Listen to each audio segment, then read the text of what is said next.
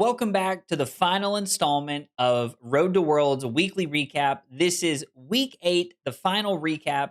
I have finalized both my deck lists. I am ready to go. We did our last testing this evening. I have the last pieces of data that we're going to talk about. There is no ProQuest data because I won 2 weekends ago, so I didn't get a chance to play in any ProQuest.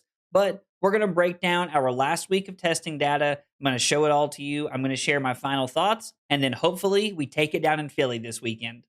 Thanks for stopping by, guys. I hope you enjoy the video. All right, let's start it off like we always do. Let's talk about our week in CC. I played 29 total games in CC. I won 62% of those, so I dropped about 7.5% on my win percentage.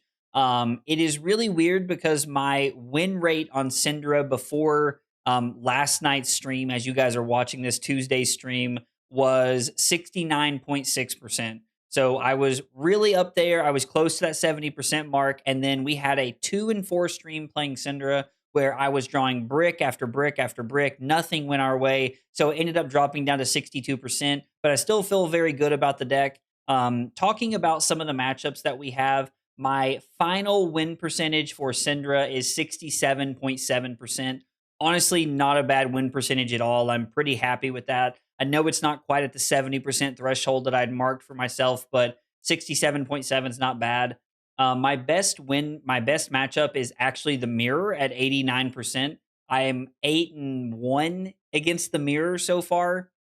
Some of that is just like good variance on my side. It's only 9 games, and all of the people playing Cinder at Worlds will be like some of the best Cinder players in the world. So I'm expecting that to maybe not be, 8-1 after Philly, but still pretty good record. My worst matchup is still Kasai at that 50% mark. It's a tough matchup, and we're working through some of those games.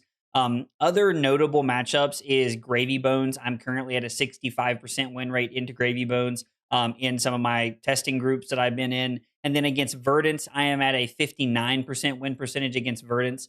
Like both of those win percentages are pretty good. Having a winning percentage into Verdance, Gravy, and the Mirror has me feeling pretty good going into Worlds. We're going to hope to draw well, and we're going to hope to get some good matchups.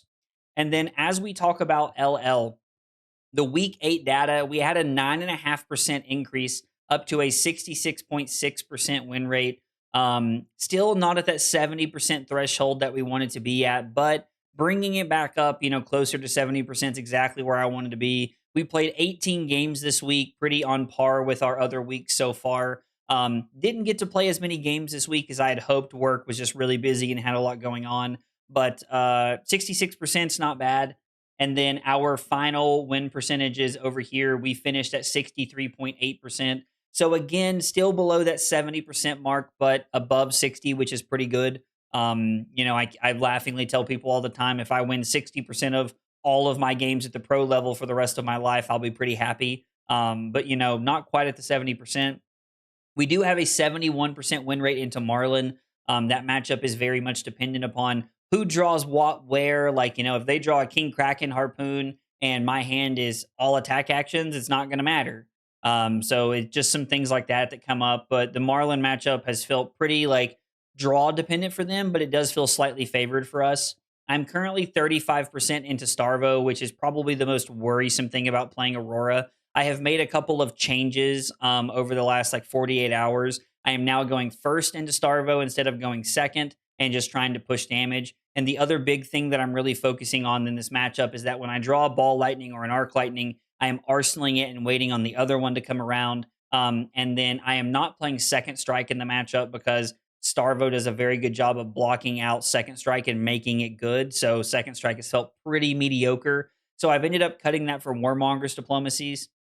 It's just a blue. It's a blue 3-block. It helps us play around channel like Frigid and Frostbites and other things like that. So just having the extra consistency has gone a long way. I did win both of the Starvo games that I tested on Tuesday yesterday. So that does help a little bit. And then other notable matchups in LL are Dash.io at 50% win rate or 58% win rate, and then Viserai at 58% win rate. I think I'm 7-12, or I've won 7 of the 12 games I've played into both of those matchups. So again, I've got a good spread with Aurora across the metagame. Starvo not looking super promising, but we're still going to try and get a couple of games in with Starvo against some people that I know are playing it, and just trying to finalize some few things before we actually get into Worlds and finish off with everything. So I like both the decks. I feel very comfortable with where they're at.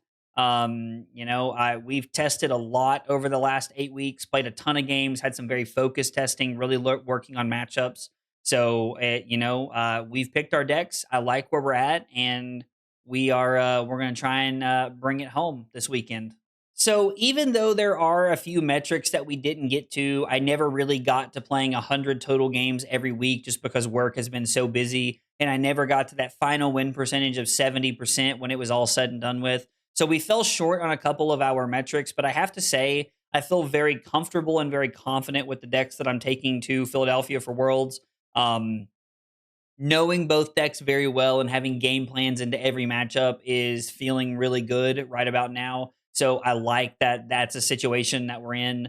And honestly, we're just going to have to hope to get a little lucky. We're going to hope to draw well. We're going to hope to get some good pairings, and hopefully we can make a good run at it.